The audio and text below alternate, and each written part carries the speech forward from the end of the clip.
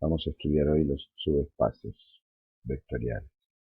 La pregunta que queremos responder es, supongamos que V es un espacio vectorial y S es un subconjunto del conjunto V. La pregunta ¿es S un subespacio de V? Muy bien.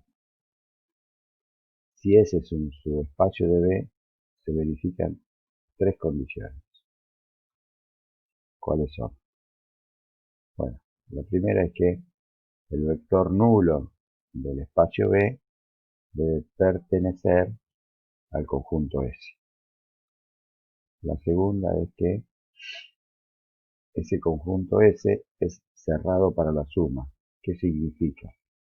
Bueno, significa que si tomamos dos elementos del conjunto y los sumamos, obtenemos también un elemento del conjunto. La tercera condición es que es cerrado para el producto por escalares. ¿Qué significa eso? Que si tomamos un número y un vector ds y los multiplicamos, obtenemos nuevamente un vector ds. Veamos dos ejemplos. El primero, un ejemplo en el cual S no es un subespacio. S es el conjunto de los vectores x, y de R2, tales que y es igual a x más 1. Es decir, ¿qué significa esto? ¿Cómo lo interpreto en palabras? La segunda componente es igual a la primera más 1. Es decir, los vectores de S tienen esta forma. Una componente primera de x cualquiera, la segunda la primera más 1. Obviamente el vector nulo no es un elemento de S. ¿Por qué? Porque si x es 0, si la primera componente es 0, la segunda no es 0, es 1. Luego el vector nulo no es un elemento de S y S no es un subespacio. Obviamente, basta que no cumpla una de las tres condiciones para que no sea un subespacio.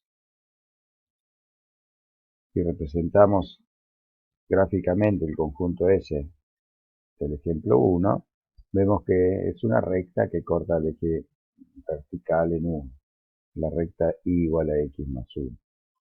Es una recta que no pasa por el origen, por lo tanto el vector nulo no va a estar en ese subespacio, en ese subconjunto. El segundo ejemplo son los vectores x, y de R2 que tienen la forma y igual a menos 3x, es decir, que la segunda componente es igual a la primera multiplicada por menos 3. Los vectores de S tienen la forma x menos 3x. El vector nulo es un elemento de S, porque si tomamos x igual a 0, entonces y va a ser menos 3 por x, es decir, menos 3 por 0, que es 0. El vector nulo, el 0, 0, está en S. Es cerrado para la suma. Si tomo dos elementos de S, S1 y S2, S1 es x1 menos 3x1, S2 es x2 menos 3x2, y realizo la suma, bueno, componente a componente, x1 más x2, menos 3x1 menos 3x2, que puedo escribir como menos 3 por x1 más x2, sacando factor común menos 3 aquí. Vemos que la primera componente es cualquiera, la segunda es menos 3 por la primera, por lo tanto es un elemento de S. Es cerrado para el producto por números también.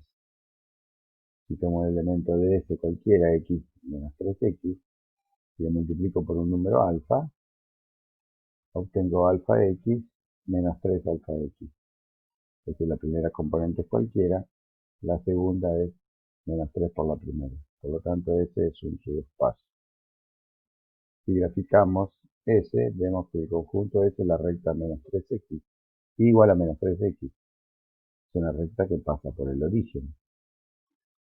El 0, 0 está en esa recta. S es un subespacio.